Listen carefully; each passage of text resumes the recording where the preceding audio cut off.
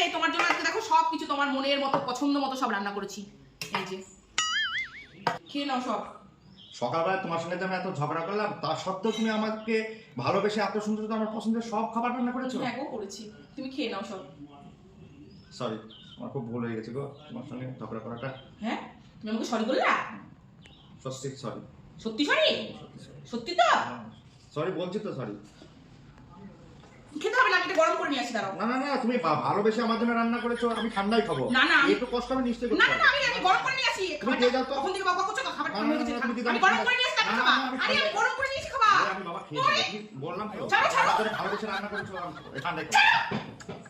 আরে এটা খেতে হবে না। কেন, কি আছে?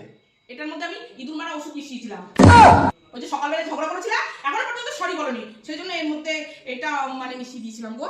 সরি, আমি তোমার জন্য ভালো খাবার বানিয়ে দিয়েছি, ঠিক আছে? সরি।